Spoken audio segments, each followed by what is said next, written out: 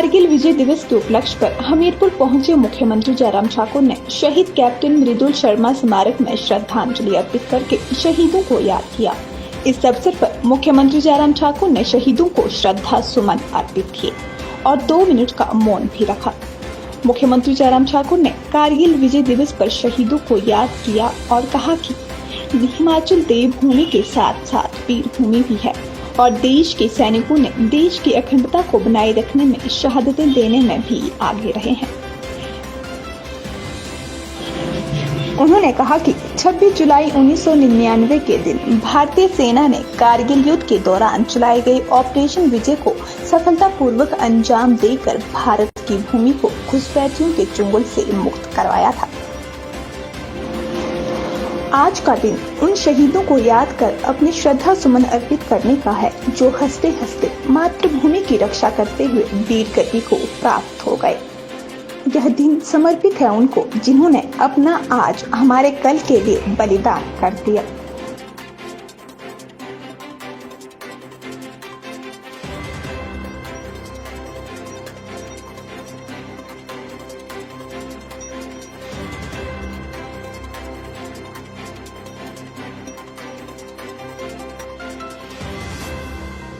आज कारगिल विजय दिवस के अवसर पर मैं सभी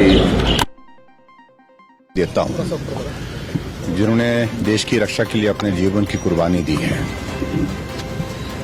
और ऐसे में इस बात को भी मैं जरूर कहना चाहूंगा, हिमाचल को हम देवभूमि कहते हैं, लेकिन देवभूमि के साथ साथ में हिमाचल वीर भूमि के नाम से भी जानी जाती है। वो इसलिए क्योंकि छोटा प्रदेश होने के बावजूद भी हिमाचल प्रदेश ने जब भी देश के लिए जीवन की कुर्बानी देने की अगर बात आती है, लड़ाई लड़ने की अगर बात आती है, तो हिमाचल उसमें सबसे आगे रहा है।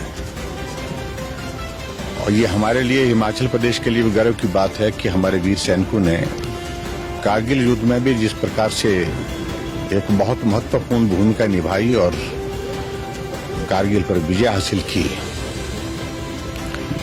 और जहां पूरे देश भर में बहुत सारे सैनिकों ने अपने जीवन की कुर्बानी दी, वहां 52 सैनिकों ने हिमाचल प्रदेश में भी अपने जीवन की कुर्बानी दी और 2 परमवीर चक्र हिमाचल के हिस्से में आए।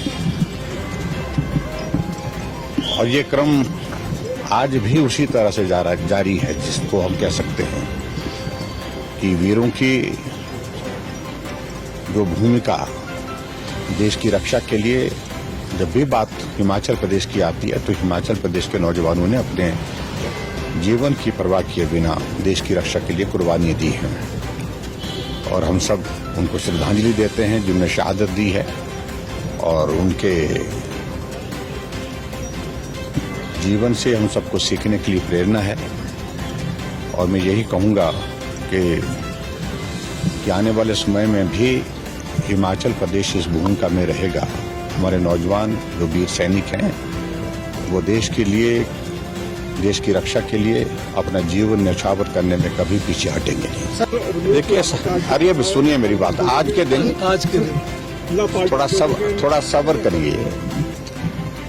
मुझे कुछ ऐसा लगता है कि कुछ अनावश्यक बातों को लेकर के आप भी बात कर रहे हैं। चुनाव आता है तो चुनाव में ये सारी चीजें कुछ होती हैं, कुछ जाते हैं, कुछ आते हैं। अब ये क्रम चुनाव के करीब सदैव होता है, लेकिन उसके बावजूद में मैं ये कहना चाह रहा हूं कि आने वाले समय में आप अभी देखिए और भी चीजें देखने को मिलेंगी।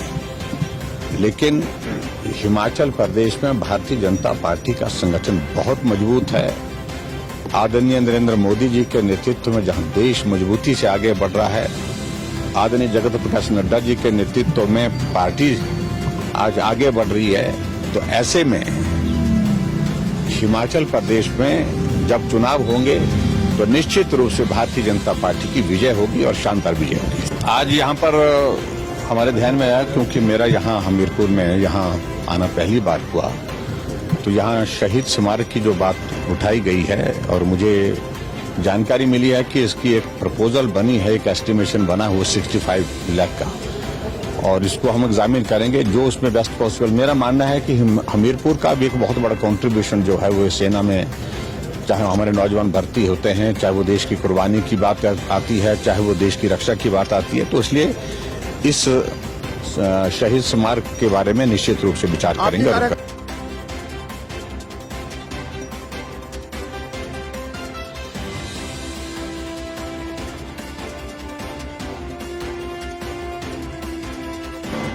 RV7 न्यूज के लिए हमीरपुर से अश्विनी कुमार चौधरी की खास रिपोर्ट।